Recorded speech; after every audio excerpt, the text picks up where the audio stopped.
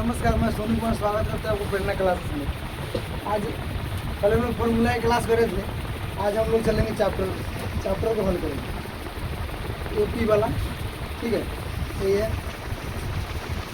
समांतर श्रेणी। ठीक है, इसके आपको प्रश्नावली 5.1 कहाँ देखें क्या है प्रश्नावली 5.1।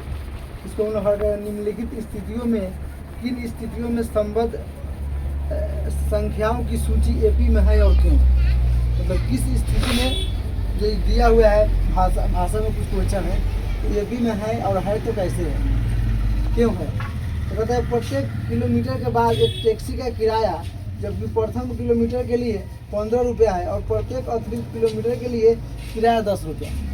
मतलब एक टैक्सी है उसका किराया जो है 15 रुपया है और हर अतिरिक्त किराए के लिए 8 रुपया पड़ जाता है। तो मान लीजिए पहला 8 रुपया है, 8 रुपया बढ़ा दीजिए 15 8 23 8 31 8 39। अब देखिए अभी एपी में है कि नहीं है। तो देखो एपी को क्या बोलते हैं, ऐसी संख्या, ऐसी मतलब संख्या, ऐसी श्रेणी जिनके पदों का अंतर समान होना चाहिए। जैसे यहाँ देखिए 15 8 23 8 31 8 39, मतलब सब 8 8 बढ़ा के है। मतलब इसका अंतर क्या है, सेम है। तो एपी में है कि क्या होगा, एपी में है, अदरवाइज एपी में नहीं है। समझ में आया कि नहीं। ठीक है, चलिए दूसरा देखिए। किसी बेलन में उपस्थित हवा की मात्रा जबकि वायु निकालने पर पंप प्रत्येक बार बेलन की शेष हवा 1/4 भाग बाहर निकाल देती है। समझे कि नहीं। मतलब एक सिलेंडर है, मान लीजिए सिलेंडर है, ठीक है। अब सिलेंडर तो ऐसे 14 किलो कुछ ग्राम होता है ना, कितना होता है, लेकिन मान लीजिए पूरा 16 किलो का है। कितना मान लीजिए 16 kg का है, कहीं 15 में निकालने में दिक्कत हो जाएगा। 16 kg का है और कहता है कि एक बार जब इसको यहाँ पंप मारा जाता है, ठीक है, ऐसे तो 1/4 भाग हवा निकल जाती है। टोटल आपको 16 kg का, तो पहला टर्म तो 16 हो गया। और जब 16 का 1/4 निकालेंगे तो क्या हो जाएगा, 4 दिया 12, 4 चौके 16, यानी 4 kg। एक बार निकालेंगे तो 4 kg निकल जाएगा हवा। और फिर 12 kg बच गया इसमें। अब एक बार और मारेंगे 12 kg में, फिर प्रत्येक बार में 1/4 भाग बाहर निकलती कह रहा है कि बेलन की शेष हवा प्रत्येक बार में 1/4 भाग बाहर निकलती है। तो एक बार मार दिए पंप तो 4 kg बाहर निकल गया हवा। तो 16 में से 4 गया 12 4 16। अब फिर 12 kg अभी बच गया है आपका, ठीक है। अब इसमें से अब 1/4 मारेंगे तो फिर 3 चौके 12 3 3 9, तो हो गया 3 kg निकलेगा हवा। 3 kg हवा निकल के तब कितना बच गया, 9 kg बच गया। और फिर 9 kg आपको बच गया है। और 9 kg में से जब एक बार और पंप मारेंगे उसे 1/4 निकलेगा, तो 9/4 निकलेगा। तो अब 9 में से अब जितना बचा उतने से घटाएंगे ना, तो 9 में से फिर 1/4 घटाएंगे तो इसे 1 मान लेंगे। तो 9 चौका 36/9, तो 27/9 होगा, मतलब 27/9 होगा। तो ये कह रहा है कि अब क्या एपी में है, जो आपका एपी में है, जो अनुक्रम आया अब एपी में है। तो एपी में है कि नहीं है, तो आप ऐसे तो मतलब साधारण संख्या रहेगा तो आप आसानी से निकाल सकते हैं। लेकिन अगर संख्या आपको कुछ गड़बड़ बुझाए, मतलब उसको आप अंतर नहीं समझ पा रहे हैं, तो A1 मान लीजिए A2 A3 A4 डॉट अनंत तक है। तो A1 बराबर 16 हो गया, A2 बराबर 12 हो गया, A3 बराबर 9 हो गया, A4 बराबर 27/4 हो गया। पहले यहाँ A1 बार पदों का अंतर निकाल लीजिए, अगर समान हो तो एपी में है, नहीं तो नहीं है। अब A1/A2 निकालेंगे तो A2 डी निकाल देने का होता है A2 - A1। A2 कितना है 12, A1 कितना है 16, 12 में से -4। और फिर जब A3 - A2 निकालेंगे तो ये माइनस कितना हो गया, 3 आ गया। अब देखिए एक पद का अंतर हो गया 4, 2 पद का, फिर इस पद का अंतर कितना आ गया -3 -4, क्या बराबर है ही नहीं ना है। तो लिखेंगे A1 A2 A1 does not equal A3 - A2। दोनों बराबर नहीं है, अर्थात यह एपी में नहीं। अगर बराबर आ जाता, यहाँ भी -4 यहाँ भी -4 है, तो बराबर जब हो जाता तो एपी में होता। आगे देखिए नेक्स्ट। प्रत्येक किलोमीटर की खुदाई के बाद एक कुआं खोदने में आई लागत जबकि प्रत्येक मीटर खुदाई की लागत 150 रुपया है। बाद में प्रत्येक मीटर की खुदाई की लागत 150 रुपये बढ़ती जाती है। मतलब कोई कुआं खोदा जा रहा है जो प्रत्येक मीटर पर खुदाई, मतलब 1 मीटर पर खुदाई कितना लागत आ रहा है 150 रुपये, और हर मीटर पर 50-50 रुपये बढ़ रहा है। तो पहले हमको AP आ गया 150, जब बढ़ रहा है तो उतना उतना हम जोड़ देंगे, हमको AP आ गई। तो ये कह रहा है कि जो आपको श्रेणी आया है वो AP में है, समांतर श्रेणी में है। तो सबसे पहले यह AP में है, कैसे है आपको अगर सर इसमें D निकाल के बताए हैं, नहीं बताए हैं, पौधों का अंतर नहीं बढ़ा, लेकिन आप समझ सकते हैं 50 से कितना बढ़ेगा तो 200 होगा, सॉरी 150 में कितना बढ़ा 200, 50 200 में कितना रहा है 50-50 बढ़ रहा है ना। तो मतलब इसका पद का अंतर समान है, जब भी पदों का अंतर समान हो तब वो समांतर श्रेणी में होता है। ठीक है, कल परिभाषा वो सारा दिखाई देंगे। अब 4 नंबर देखिए, खाते में प्रत्येक मिश्रधन, खाते में प्रत्येक वर्ष का मिश्रधन जबकि 1000 रुपये की राशि 8% वार्षिक ब्याज की दर से चक्रवृद्धि ब्याज में जमा की जाती है। देखो चक्रवृद्धि ब्याज अलग होता है, ऐसे वार्षिक ब्याज अलग होता है। ठीक है, साधारण ब्याज अलग होता है, चक्रवृद्धि ब्याज अलग होता है। तो देखिए सबसे पहले यहाँ देखिए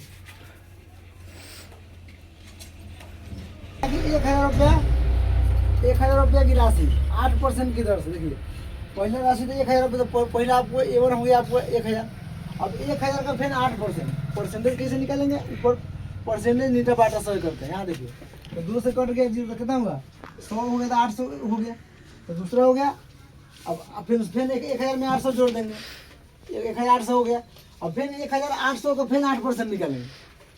ठीक है, यहाँ देखिए 2 को 2 कट गया, तो गुना करेंगे तो 864 आ गया। तीसरा टर्म होना कितना हो गया 800, 8000 में 864 कितना है, 1000 में 864 जोड़ देना है ना। ओ ये कुछ ज़्यादा हो गया है। तो 10,800 में हम फिर 864 जोड़ देंगे, कितना आ गया 11,664। ठीक है, तो 3 को टर्म आ गया। हम अब इसको अब AP में है कि नहीं है तो आप देख सकते हैं। 1000 से बढ़ गया 1800 हो गया, 10,000 है, सॉरी यहाँ 0 एक कमी हो गया है। ठीक है ना, यहाँ पे 0 की कमी हो गया है, आप देख लेंगे। ठीक है ना, हम 1000 लिख दिए, 10,000 को 0 गायब हो गया है, घाटे लग जाएगा ब्याज वाला। ठीक है 10,000 है। ठीक है ना, अब देखिए इसमें 1000 से 800 बढ़ गया, 800 से का ठीक इतना बड़ा है नहीं, ज़्यादा बढ़ गया ना, ज़्यादा बढ़ गया, तो AP में नहीं है। और 4 को इसमें आपको खत्म हुआ। अब देखिए दी हुई AP के 4 पद लिखिए, जबकि प्रथम पद A और सार्प अंतर निम्नलिखित D निम्नलिखित है। मतलब ये प्रथम पद तुमको A दिया हुआ है और सार्प अंतर को D बोलते हैं। सारा फॉर्मूला लिखा है था ना कल, इसको याद होगा उसको समझ में आ जाएगा। तो प्रथम पद को A बोलते हैं, चाहे A1 कहिए, D को क्या बोलते हैं सार्प अंतर बोलते हैं, कॉमन डिफरेंस। सारा बताया था कल फॉर्मूला। आइए देखिए, हमको पहले क्या निकालना है, 4 पद निकालना है। तो अगर याद कीजिएगा आपको फॉर्मूला लिखा था क्या था, AP का अगला पद निकालेंगे तो आप D को बार बार जोड़ा जाता है। पिछला पद में D जोड़ते हैं, जितना पद आपको निकालना सारा निकल जाएगा। मतलब पिछला पद में D जोड़ दे, फिर निकालना, फिर पिछला पद में D जोड़ दीजिए। अब यहाँ देखिए दूसरा पद निकालना है तो पहले का पद में D जोड़ देंगे। तो पहले का पद A है, D है 10, तो 10 10 20 हो गया। अब फिर A3 निकालना है, तीसरा पद को क्या बोलते हैं, A3 बोलते हैं। तो तीसरा पद निकालना था A2 माइनस फिर D, तो D का मान 10 हो गया, 30 हो गया। और चौथा पद A3 प्लस D, तो 30 प्लस 10 40 हो गया। तो अतः AP के प्रथम 4 पद हो गया 10 20 30 40। समझ में आया कि नहीं। इस तरह इसमें का और क्वेश्चन होगा, आप लोग बना लीजिएगा, सारा वैसे ही है। जैसे यहाँ देखिए A बराबर -2 है और D बराबर 0 है। देखिए यहाँ पे क्वेश्चन A बराबर -2 D बराबर 0 है। भाई इसमें भी AP का अगला 4 पद निकालना है। सबसे पहले हमको पहला पद पता है, D पता है, 2 चीज़ पता रहे तो आप जहाँ जितना पद निकाला हो तब निकाल सकते हैं। यहाँ देखिए तो दूसरा पद निकालेंगे तो आप बार बार हम दोनों नहीं लिखेंगे। अब आप कोई A2 लिखे, इसका मतलब क्या समझ रहे हैं, दूसरा पद निकाल रहे हैं। चाहे अगर दूसरा पद लिखना है मतलब आप समझेंगे A2 निकालना है क्या। तो A2 बराबर A प्लस D होता है। अब A का मान होगा -D का मान 0, -2 आ गया। फिर A3 निकालेंगे तो पिछला पद में D जोड़ना है।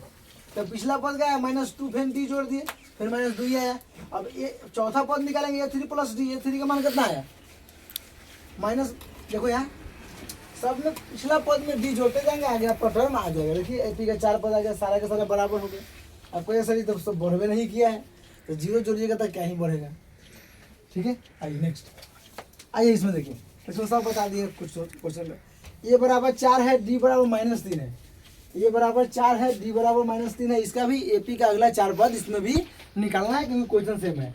तो अगला पद निकालेंगे तो डी को बार बार जोड़ेंगे, क्या फॉर्मूला ही ना बताया था आपको। तो 4 पे फिर डी जोड़ेंगे। आपको ये सर माइनस है, आप घेर के काहे लिखेंगे, तो जब भी अलग चिन्ह रहेगा तो उसको घेर के लिखना पड़ेगा। आप बताओ, +4 में से -3 घटेगा तो 4 में से 3 गया, प्लस माइनस माइनस, पोस्ट का मतलब गुना समझाता है बोर्ड मास में, तो प्लस माइनस माइनस हो गया, 4 में से 3 गया, 1 हो गया। अब फिर तीसरा पद निकालेंगे, तो पिछला पद में डी जोड़ना है। तो पिछला पद A2 कितना है 1, और डी कितना है -3। अब देखो प्लस माइनस माइनस, -3 में से 1 गया तो -2, डायरेक्ट जोड़ दिए। अब फिर चौथा पद निकाला, फिर पिछला पद में फिर डी जोड़ना है, A3 - D, A3 + D, तो A3 - 2D का मतलब है, तो माइनस मैंने जोड़ दिया था, माइनस का चिन्ह लिखा जाता है क्या। अब देखिए, अब इसमें एक चीज़ लिखना हम भूल गए हैं, आप ऐसे लिख लीजिएगा। एक एपी का कौन पद आ गया, 1 2 3 4 ऐसे आप लिख सकते हैं। अतः एपी के 4 पद, एपी के कितना आप लिख लीजिएगा 4 पद।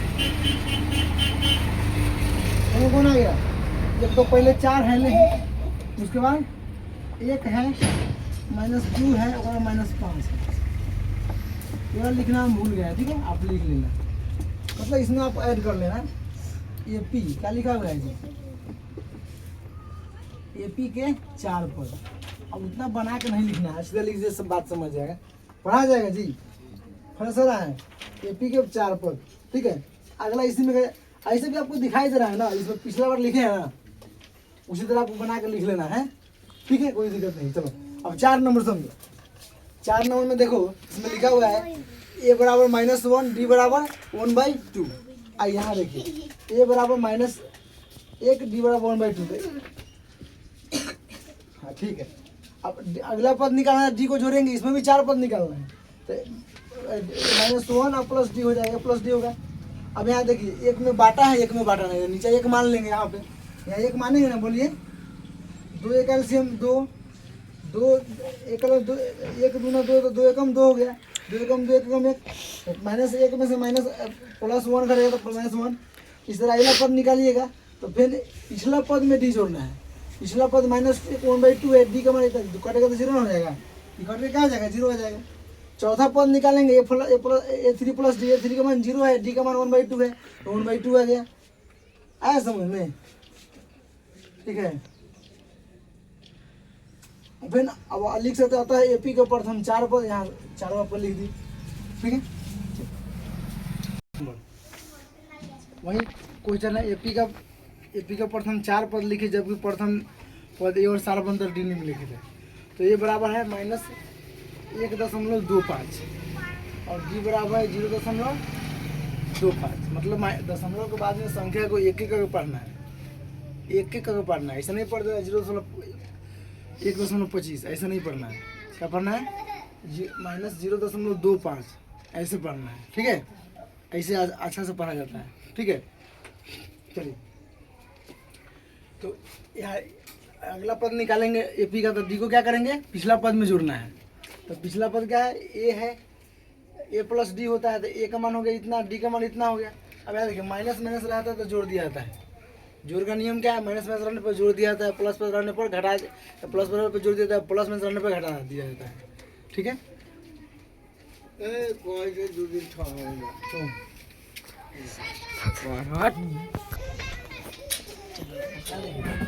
अब तीसरा पद निकालना है, तो अगर माइनस माइनस है तो जोड़ दिया जाता है, प्लस प्लस है तो भी जोड़ दिया जाता है, लेकिन प्लस माइनस होता है घटा लिया जाता है।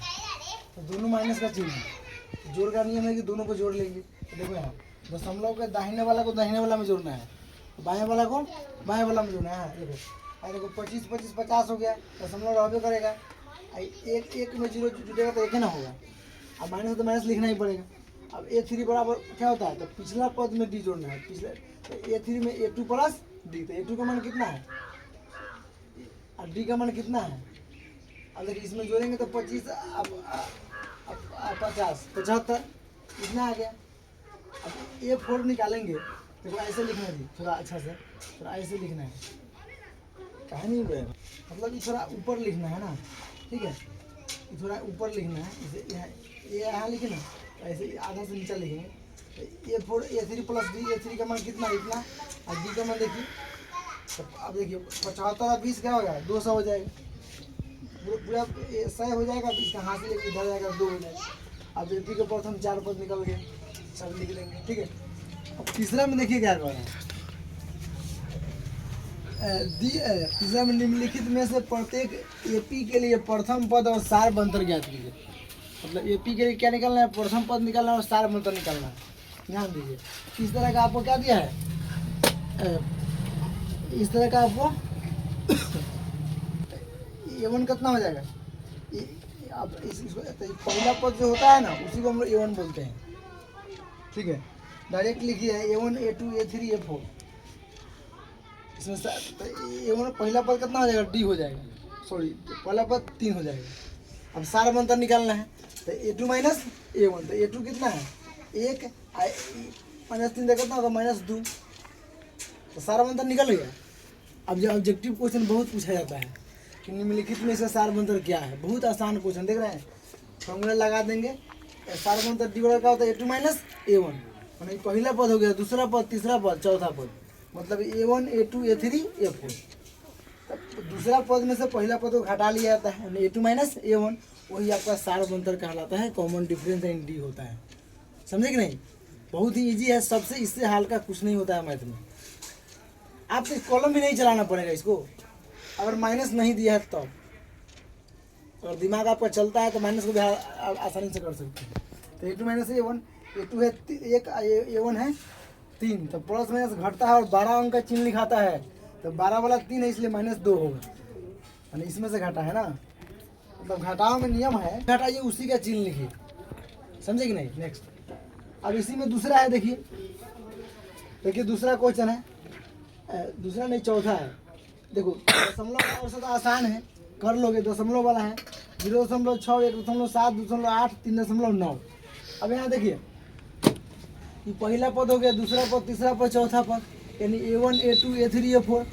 तो पहला पद आपका 0.6 हो गया, दूसरा पद। अब D निकालेंगे, D का मतलब सार मंत्र, D निकालना है, मतलब क्या निकालना है, सार मंत्र निकालना है।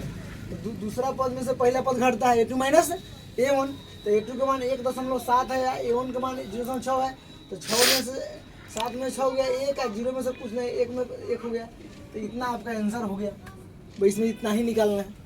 अब आगे देखिए, अब इसमें का और सब बना लीजिएगा, माइनस में भी ज़्यादा कोई प्रॉब्लम नहीं है, कहीं माइनस वाले और कुछ बना सकेगा, माइनस वाला और क्वेश्चन बना है ना, उस तरह निकालना होगा तो आप निकाल सकते हैं। यहाँ देखिए निम्नलिखित में कौन कौन AP में है, मतलब कौन AP में है, ज़्यादा क्वेश्चन पूछता है, बताइए निम्नलिखित में कौन AP में है। AP में निकालने के लिए क्या करेंगे, पहले D निकालेंगे, पद का अंतर निकालेंगे। अगर पदों का अंतर अगर समान है, बराबर है, तो AP में है, नहीं तो नहीं है, समझे कि नहीं। समांतर श्रेणी में होने के लिए आपको पदों का अंतर समान होना चाहिए, तभी समांतर श्रेणी में होगा, नहीं था नहीं होगा। यहाँ देखिए कौन AP में है, यदि कोई AP में है तो सार का अंतर ज्ञात कीजिए, D निकालिए, और इसके आगे 3 पद और निकालना है। चलिए देखिए, तो देखिए पहला क्वेश्चन है 2,4 2 4 8 16, देख रहे हैं 8 16। तो पहले सबसे पहले हम लोग A1 A2 का मान लिखिए लेते हैं क्या। तो पहला पद, दूसरा पद, तीसरा पद, चौथा पद, यानी A1 A2 A3 A4 सबका मान लिख लिए। तो सबसे पहले D1 निकालेंगे, क्या कि इसमें तीनों का सबका पद का अंतर निकाल कर देखेंगे, तभी आपको पता चलेगा कि इस अंतर बराबर है कि नहीं है। तो D1 निकालेंगे, तो A2 माइनस A1, A2 का मान है 4, 2 हो गया। अब D2 निकालेंगे तो A3 माइनस A2, A3 का मान 8 है, 4 हो गया। अब D3 A4 माइनस A4 का मान 16 है, A3 तो कितना है, देखिए D सब बराबर आ गया, D बराबर आया, देखो तो देखा नहीं, बोल नहीं दिख रहा है तुम लोग जी, D बराबर सीधे काथा सुन रहा है तो बोल लीजिए। D2 यहाँ 4 आ गया, D3 यहाँ 8 आ गया, ये बराबर दिख रहा है तुमको, बराबर दिख रहा है, क्या ना बोल रहा है। यहाँ D बराबर नहीं है, यहाँ D बराबर नहीं है। तो इसलिए ए पी में नहीं है, चाहे ए पी में नहीं होगा। डी बराबर हमको आया था, सबका 2 आ जाता, चाहे 4 चला जाता, चाहे 8 आता, तो डी बराबर हो जाता। तो डी बराबर होगा तभी जाके आपको ए पी में होगा, नहीं आता नहीं होगा। दूसरा देखिए 2 5/2 3 7/2। अब इसको सबसे पहले A1 A2 का मान लिखते हैं। A1 बराबर 2, A2 बराबर 5/2, A3 बराबर 3, A4 बराबर 7/2। सबका मान लिख लिए। अब इसमें सबसे पहले सार अंतर निकालिए।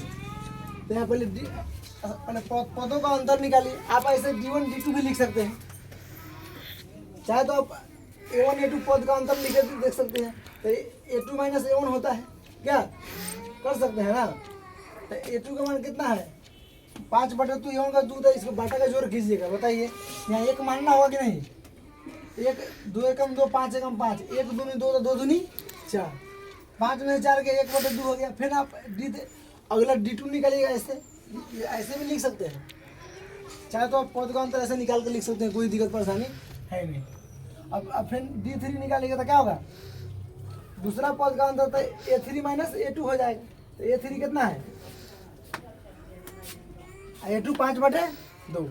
अब यहाँ 3 में 1 मानना होगा ना, बोलिए 1 दूनी 2 तो 3 दूनी 6, 2 एकम 2 तो 5 5 एकम 5, 6 में से 5 के 1/2 हो गया। और फिर A4 माइनस, फिर अगला पद का अंतर निकालेंगे, चारों पद का अंतर निकालेंगे ना। तो A4 माइनस A3, A4 का माइनस 7/2, A3 का माइनस 3।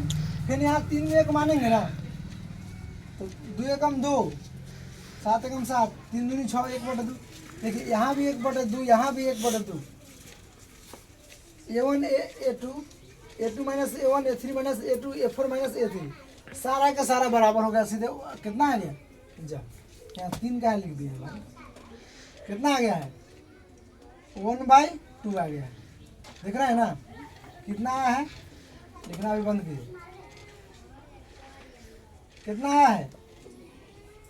अरे यहाँ लिख देते हैं, अब चाहे तो यहाँ भी लिख सकते हैं 1/2। मतलब सारा के मान के तो 1/2 है, मतलब डी हमको बराबर आ गया, इन पदों का अंतर बराबर आ गया। तो जिस श्रेणी में पदों का अंतर बराबर आ जाता है वो समांतर श्रेणी में होता है, इसलिए यह एपी में है। क्यों एपी में है, क्योंकि इस पदों का अंतर कॉमन डिफरेंस समान है। ठीक है, समझे। तो ऊपर है कि फिर उसका सार अंतर ज्ञात कीजिए। तो इसका सार अंतर ज्ञात कीजिए, एपी में रहेगा तबे सार अंतर निकालेंगे और आगे 3 पद निकालेंगे। तो एपी में है तो सार अंतर क्या बोलते हैं, डी बोलते हैं। तो डी बराबर A2 माइनस A1, ऐसे तो सब सार्वे अंतर निकला है ना। तो क्या हो जाएगा, A2 कितना है 5/2, A1 कितना है 2, उसी तरह निकाल लेंगे। कितना आ जाएगा 2 एकम 2, 5 में 1 दूना 2, 2 में 4, 5 में से 4 गया 1/2, सार अंतर कितना आ गया 1/2 आ गया। अब इसके आगे 3 पद निकालना, अगर एपी में है तो आगे 3 पद आपको निकालना है। तो आगे 3 पद निकालने के लिए क्या करते हैं, एपी का अगला पद ज्ञात करने के लिए डी को बार बार जोड़ा जाता है, मतलब डी को पिछला पद में जोड़ना है। तो यहाँ ये 4 पद तो हेले है, तो अगला 5वां पद निकालेंगे। तो ये 5 लिखेंगे, क्या लिखेंगे ये 5 लिखेंगे। तो ये 5, तो ये 4 प्लस डी, A4 का मान कितना है 7/2, डी का मान कितना है देखो 1/2 है। तो क्या करेंगे यहाँ 1/2 जोड़ेंगे ना, 2 एलसीएम है, 2 एकम 2 7 एकम 7, 2 एकम 2 1 एकम 7 1 8/2 का मतलब 4। और फिर A6 छठा पद निकालेंगे ना, तो पिछला पद में डी जोड़ना है। ये 5 प्लस डी, ये 5 का मान 4 है, डी का मान कितना है 1/2 है। अब देखिए इसका एलसीएम निकालेंगे, यहाँ 1 मानेंगे, 1 दूनी 2 तो 4 दूनी 8, 2 एकम 2 तो 2 एकम 1 एकम 8 1 9/2। अब A7 निकालेंगे, तो फिर A6 में डी जोड़ेंगे। A6 का मान 9/2 है, डी का मान 1/2 है। तो कितना हो जाएगा बोलो, एलसीएम 2 होगा, 2 एकम 2 9 एकम 9 2 एकम 2 1 एकम 9 1 10/2 का मतलब 5। अरे 10 में 2 से भागा तो 5 ना आएगा। तो लिख सकता है एपी का अगला 3 पद, एक कितना आया है 4 आया है, एक 9/2 आया है, एक 5 आया है, आगे आपको 3 पद आए। आया समझ में। इस तरह इसमें का और क्वेश्चन है, ठीक है। इसमें रूट वाला आप लोग छोड़ दीजिएगा, रूट वाला बनेगा तो बना लीजिएगा, दशमलव वाला बनेगा तो बना लीजिएगा। थोड़ा ये क्वेश्चन है, इसको आप लोग घर से बना के लाइएगा, ठीक है। कल हम लोग आगे चलेंगे।